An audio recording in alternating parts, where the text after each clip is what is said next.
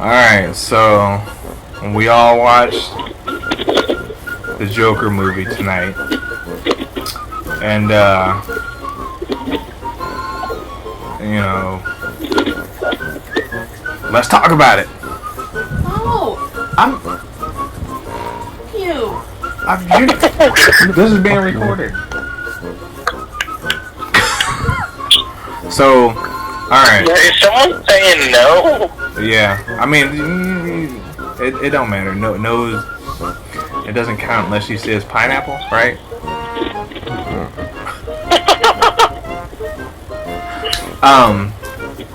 Alright. I said to Don the stuff, or first off I want to start off with the stuff I sort of caught when I was watching the movie. There's a couple times during the movie where, you know, his pants that he was wearing were pants you get when you go to the hospital for an extended period of time.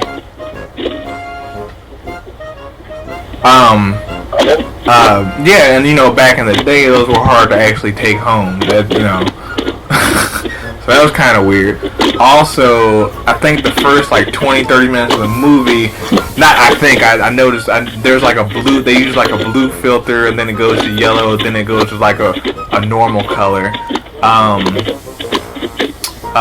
the mailbox, every time you'd open up the mailbox, there's over on the right side of the mailbox was, I guess, graffiti, but it was like a pen graffiti, and it said the word troll, but it was like TRO1L. I'm gonna look at that. And then the last thing that I saw was the police car at the end where he's riding in.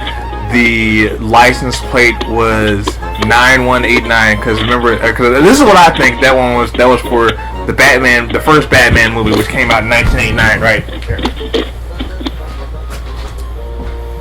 So why would 9189 matter? I don't know. That's what I was making, unless... I don't know. I think he was stretching with that one. So, I mean... I don't get how 9189 matters. Yeah, me neither. I'm just guessing it was an Easter egg. It might not have been. Who knows? I mean, but for a license plate, just to have 4 numbers on it and those specific numbers, because I think police cars, they usually only have like 1 or 2 numbers, unless they legit have like thousands of cars.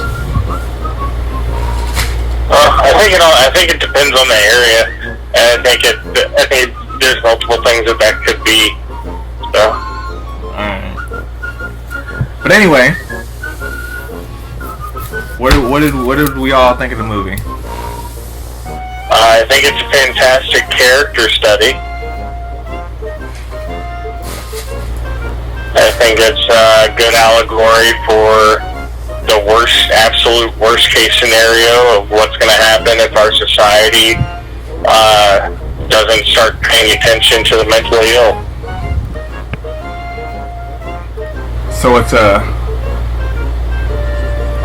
so you think it's more of a social?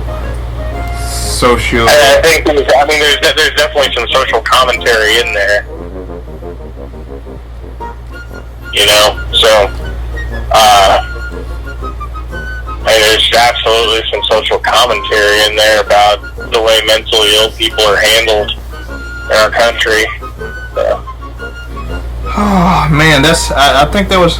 I also think that was a pretty good fucking movie. I really liked the movie. I think if you haven't watched it, or if you're planning on watching it, you know, anybody that's listening to this should really, you know, go watch it. It's pretty awesome, especially if you like, I guess the Dark Knight, the Heath Ledger Joker. That was pretty cool, you know. I mean, even though these are all basically different Jokers. Yeah, I didn't like Heath Ledger as the Joker. Why not? I just thought he was shitty. I thought it could have been better. Well, if he was around to do reshoots, maybe it could have been. What did you think of the movie, Dan? I thought it was good. It I don't know. It is like a descent into madness. You know, you said little things. It's like falling down, kinda. You know, like little things just keep adding up, even though it took him years. Instead of falling down just the course of a morning. But yeah, there's one line I think that should have been in the movie that wasn't said, and it's from The Killing Joke, both the graphic novel and the animated version, which is "You're just one bad day away from being me." Yeah. Yeah. I think there should have been something in the film where he says that. I think that I bet you it was in there and they cut it out and it'll be on the DVD release. Or maybe. I mean, I think it fits that story better than it does the Killing Joke story. I think that does. I think the original Killing Joke story was. I don't think that was enough. Because it showed, so Arthur Fleck in this, he is mentally ill at the beginning of the film.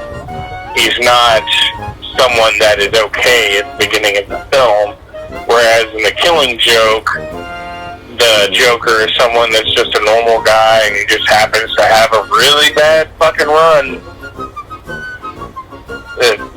for a little bit, and he just goes insane from it, and it's like, I feel like that is more I feel like that's something that's detrimental as far as, I guess I'm talking about a comic book at this point and a cartoon, but the way that the movie feels is a lot better. It feels like something that is a lot more realistic as far as this is like the absolute worst case scenario if we stop helping mentally ill people, right? And that's and it doesn't make a play on his mental illness that he became mentally ill because he had a couple of bad days.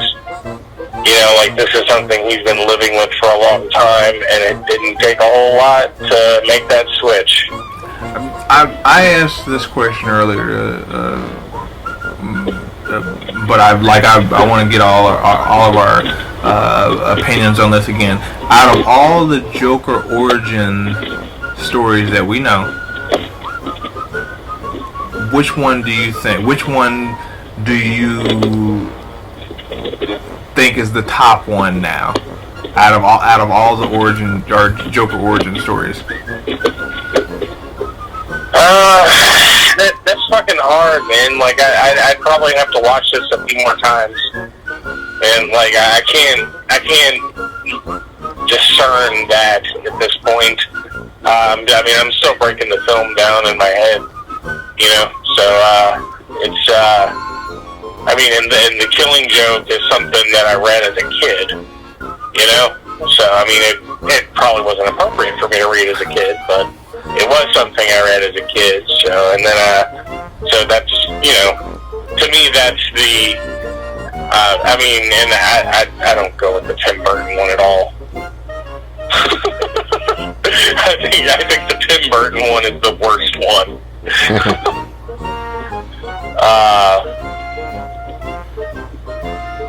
So yeah, personally, the Tim Burton one is the worst one for me. I think nostalgia is probably playing a big role in the Killing Joke for me, but it's one of those. It's either this one or Killing Joke. It's kind of hard to discern that at the moment. All right, what about you, Don? Which one do you, I guess, like the best? The one that you feel that should be like the most definite canon Joker origin story? I don't know, the old one that, you know, he was the Red Hood and, you know, didn't really want to do it, but by doing it, it cost him, his family and, you know, his sanity and everything. That's the Killing Joke. Yeah. That's from so that's what the Killing Joke origin is. So. But wasn't that back in the 40s or 50s, too, they did that one? He was the Red Hood then, too.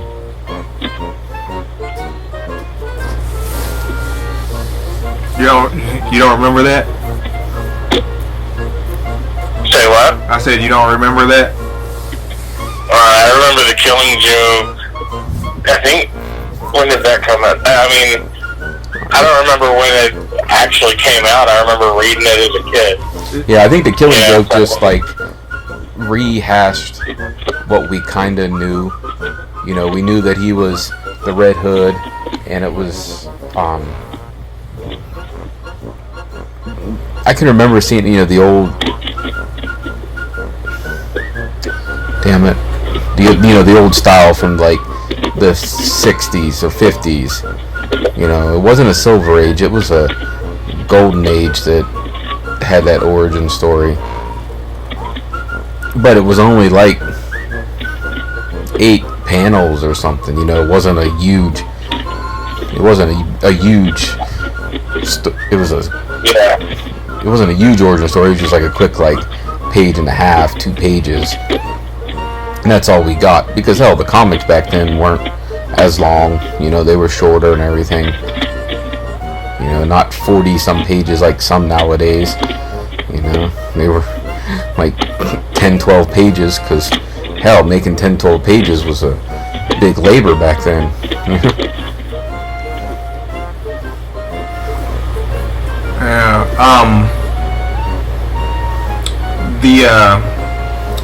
I guess, is there anything else we should talk about that movie? We've been on for a little bit, I know.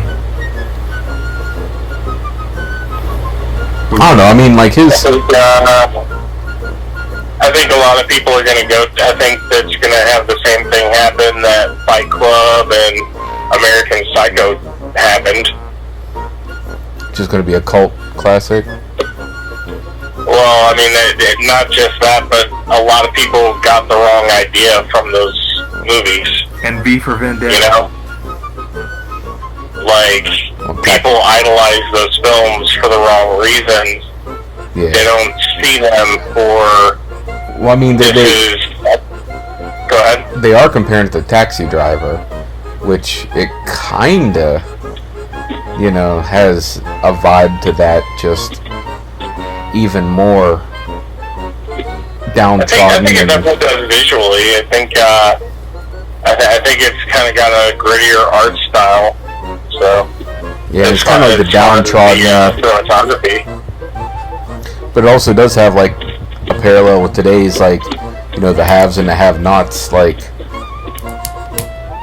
getting ready to have a civil war. You know, the garbage strike, the laying off of so many social workers, and then you have all these disgruntled people, you know, the union garbage guys, the disgruntled workers just got, so now they're adding to the masses that were already upset and wanting a revolution, so they just needed a spark, you know. I was talking to Don about this, and I talked to you about it a little bit too. They still don't have a release date for it, and I thought it came out, but it still hasn't. The Three Jokers comic book. It's supposed to be going to the DC canon, I guess, or whatever, and I guess it's the origin. They're laying down the origin. I thought the origin was going to be in Curse of the White Knight. They said. That came out in July. That's apparently came out in July, so I hadn't heard anything about it since then. So I thought that was got delayed till something was coming out in October.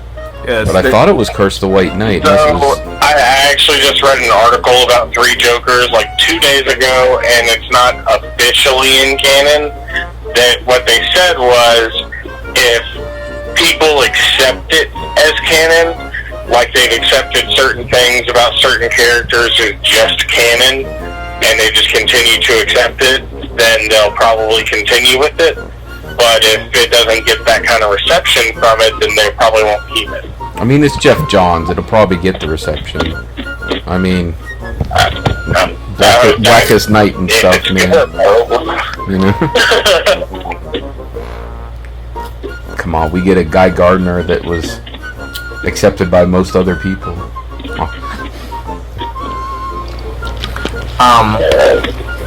Yeah, but if you haven't if you don't know what the three Jokers is, and you're a comic book reader, or you're just now getting into comics, I suggest go picking it up, or if it's out by the time that this goes up and stuff, because I don't think it will be. Yeah, I think it's going to be a while. All right.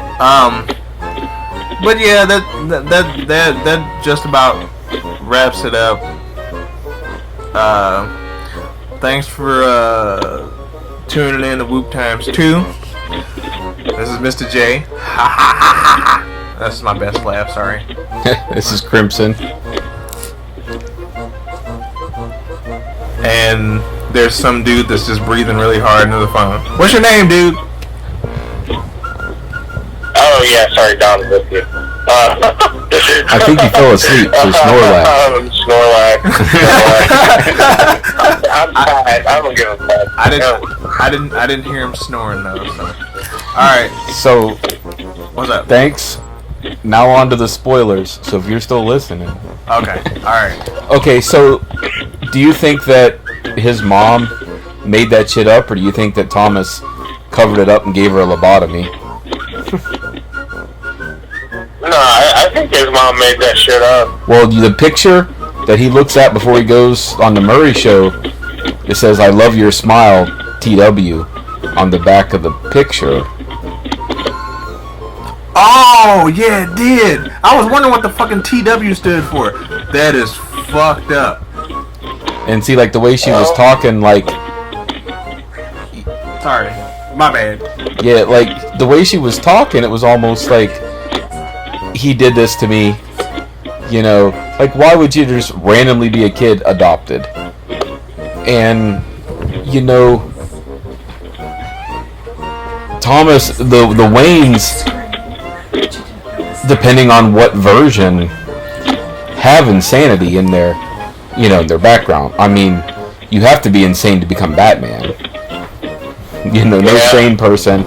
And Thomas Wayne was insane too. Don't make that make sense. I will fucking hate that arc if that is real. I would fucking hate that if you turn the Joker and Batman into a sibling rivalry. Well, I mean, it always kind of has been. They're two sides of a coin almost. So. Well, I mean, it's sort of like a Prince and they look alike. Thing. He does kind of. He goes, I do kind of look. We kind of look alike. And it's like, well, I mean, I guess I could kind of see it, but, a lot of people look like a lot of other people. Yeah.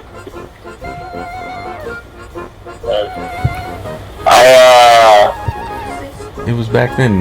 Then, like, so when he was going into the apartment, like, my first thought was, oh, God, don't let her be fucking some guy. Like, because I felt like that was going to be such a cop-out. Yeah. Oh, yeah. Yeah, that's what I thought, too, for real. Like, I was like, oh, God, he's going to go in after this, and she's going to be fucking some guy, and then he's going to just flip the fuck out, and that's going to be such a fucking cop-out. And then they didn't, and they did it in a fantastic way, where his DID, where everything was DID. So yeah, that's I appreciated that. Well, back to like the mom thing. I mean, Thomas Wayne being one of the the Waynes being the fathers of Gotham, and always being kind of maybe not totally corrupt, but they did things methodically to get results. he could have even set up that boyfriend and had him do that shit just so she would get committed, and you know, all that, so he could get her into the hospital and get, you know, like, as in the comics over the years, we've seen that Thomas Wayne wasn't this humanitarian philanthropist that everybody thought he was. You know, he did some shady shit. He had some backroom dealings. You know, he even had people killed. Maybe second or third hand killed. Like, he didn't actually pull the trigger. But, you know, he set the wheels in motion. So, I mean, I wouldn't put it past him to do that, especially if he was just finding his new, you know, finding his Martha and getting set. He doesn't need some servant screwing up, you know, his plans. I'm sure his parents wouldn't have appreciated a servant having a kid with him, or the public eye. So there is a little bit of, you know, truth to it. He's snoring. He's snoring. Hi, Air. Huh? Now, Candy's hearing, like, whatever's on your end, there's, like, some noise and stuff. It's probably just air, or you moving around or something. I don't think he's jacking off. I mean, the Joker was a decent movie. It's not Venom. Now, Venom he probably would have self-pleasured to. Oh, Eddie Brock. Ain't no denying it. Eddie Brock. Oh, give me that symbiote.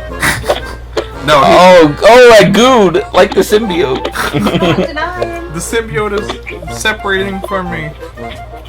Oh, that would actually be cool if there was a white Venom. There is anti-Venom. There you go. Now you know where it came Which, from. what, Eddie Brock became anti-Venom. Oh, that's funny. No, we're getting into a different comic here. Anyway. When did you guys notice that he was actually imagining the relationship? Yeah, when did you notice that he wasn't actually in a relationship with a girl? Like, when he goes to the apartment and she says it, my wife was like, the second scene's like, she's not there. She came to the door and said, "Were you following me today?" Yeah, she's like, he's imagining that shit. Like,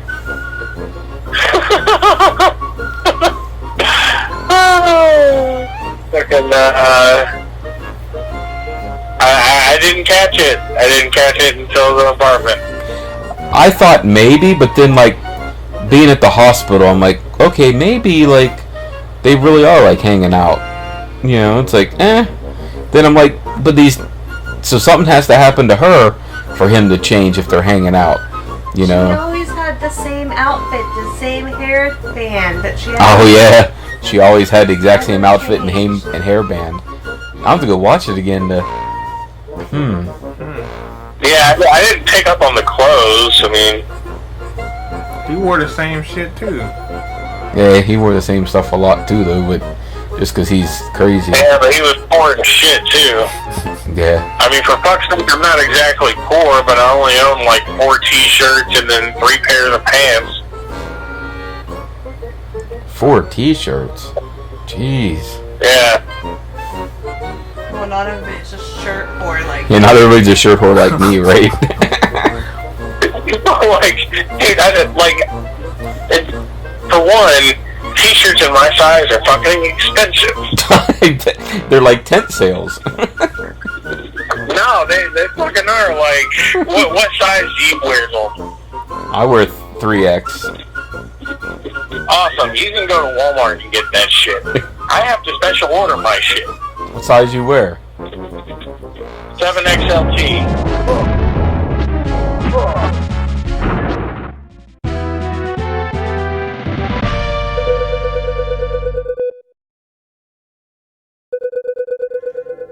Thanks for watching the videos. Hit like, subscribe, and ring the bell.